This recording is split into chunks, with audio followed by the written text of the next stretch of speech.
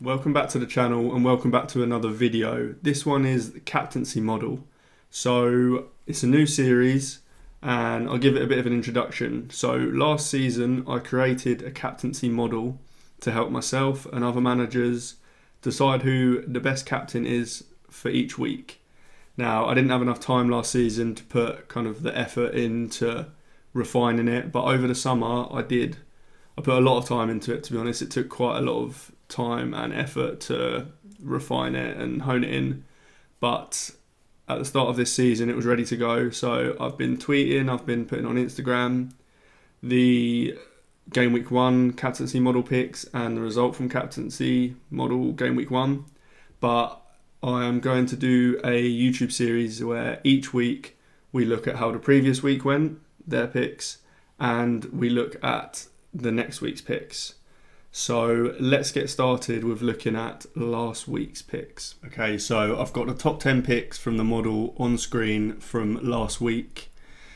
Haaland was obviously top. It was Ipswich at home, so it's pretty much as good a fixture as you're going to get all season, which is why a lot of people use their triple captaincy, and they used it well.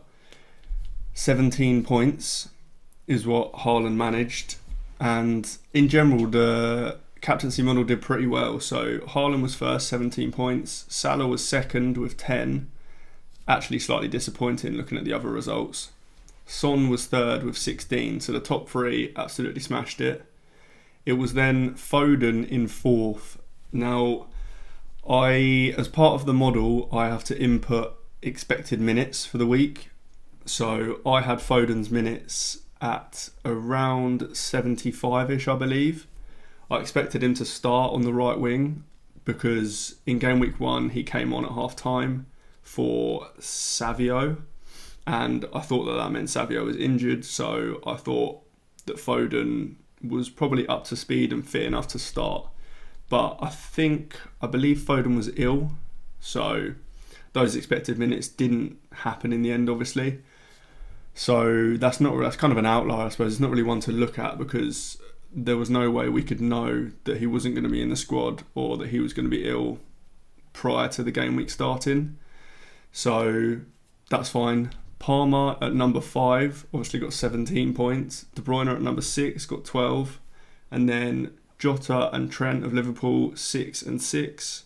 9th was Saka, who also got 6. And then 10th was Gvardiol, who got 2 points because he conceded and didn't get an attack in return.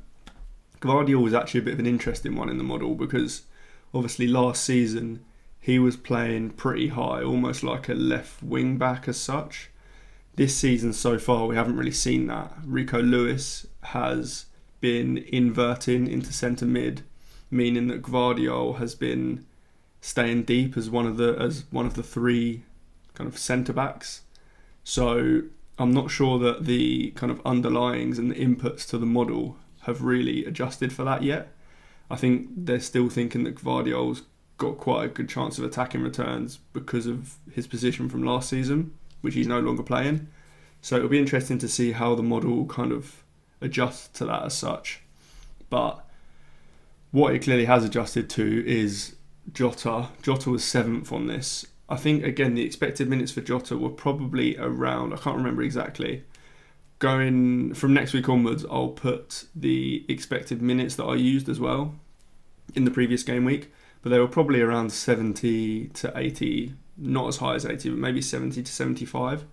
And he was still 7th out of all the players, even at them expected minutes. So they clearly really like Jota playing up top. Palmer, another one. I don't know if his minutes were probably actually quite high. I know that he didn't come back particularly early from pre-season, but I think he was always expected to start and play quite a lot of minutes. So, yeah. But basically, it was a good week for the captaincy model. So, let's look at the Game Week 3 numbers now. Okay, so I've got the Game Week 3 numbers on screen now. It's in this quite ugly table at the moment. I will try to find a better way to display it going forward. But it shows the important points anyway. It shows the expected points and it shows the expected minutes that I've used for this. So The first one is Haaland is top, and Saka and Palmer in second are actually quite far behind Haaland. Now, I'm going to go through the expected minutes for the players on here and why I've used them. So, to start with, I've got Haaland at 88 expected minutes. Now, I probably do expect him to play 90, given that there isn't a backup striker at City at the moment. It will probably be Foden who would play that role if Haaland were to come off. I don't think there's much doubt of a start for Haaland, presuming he's fit, but it's very rare that you'll see 90 expected minutes in the input for the model, just because we obviously will need to account for the fact that Haaland could get sent off, Haaland could get injured in the game, so it's no guarantee that he's going to play 90 minutes, but it's very likely, which is why he's so high. Saka at 85 minutes, he's there because he has come off in the first 2 weeks, so he's not quite getting that 90 minutes yet, but very close. Palmer, again, he came off in game week 2 around the 83rd minute, I believe, but again, I believe he came back late from pre-season, so he's probably getting his fitness back and it will kind of continue to up his minutes. Salah, 86, he also came off, but most of the time I'd expect him to play 90 minutes. It's almost that he's coming off because Liverpool have won the game. I suppose that is something you need to account for when putting in expected minutes as well. So that's where he is. Mbeumo is 5th. He is on 85 minutes, which seems about right. Mainly due to his fixture. It's Southampton at home, which is almost as good a fixture as you can get. But it is a lot because his penalty share is currently very high. With Tony potentially leaving the club, he hasn't been in the squad for the first 2 game weeks. That's why Mbeumo's penalty share is high. If Tony weren't to leave the club and were to play, then Mbeumo certainly wouldn't be this high, because Tony would be on penalties and pen share is quite a big part of the inputs here. But with the information we've got right now, Mbeumo would be on pens and it's a very good fixture. So that's why he's 5th. Son on 88 minutes, he's a bit lower down the table this week, mainly because of that Newcastle away fixture. Albeit Newcastle didn't actually look their best at the weekend, but that's not something to adjust for very, very quickly in models. So he's 6th. 7th is De Bruyne. I've got him on 77 minutes. He, mainly just because of historic reasons, he typically isn't a 90 after 90 guy. So maybe he will be this season, but typically he isn't. So for now, I think I'm going to keep his X minutes relatively prudent. I mean, if he keeps playing 90 after 90, I will creep the X minutes up, but for now I think that's fine. Isak is a really interesting one in this model.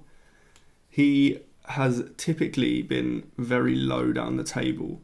Now, what I have done is benchmarked the results of this model against other models, and yeah, Isak is very low in comparison.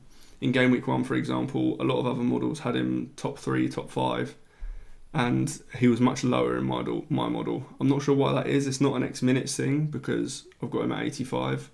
The fixture obviously isn't ideal this week, but Tottenham aren't exactly the best defence, so I'm not quite sure what it is with Isak that my model doesn't like compared to others, but I will be looking into it. For now, I'm just going to trust it because it's not massively different. Anyway, Odegaard, 88 expected minutes. He just plays all the minutes, to be honest. So again, I've got him up with Son, with Haaland. And then Foden. This is presuming that Foden is back from his illness, and I think that's the only information we can go on right now until we're told anything different. But 75 minutes again seems it's probably on the higher end, to be honest, because even if he was ill, he might not come back in and start. If he does start, he might come off early, he might not be able to play 90, so 75 is actually probably quite high. But I believe in 11th place was Anthony Gordon, just for reference. But yeah, the important part of this is that Haaland is first and he is quite far ahead of Saka and Palmer in second and third. Okay, and that brings us to the end of the video. Just to remember, this model is a work in progress. It isn't perfect yet, but I will keep refining it. And if you think I've got any of the X-Mins wrong, then do let me know in the comments. But for now, like and subscribe, and I will see you in the next one.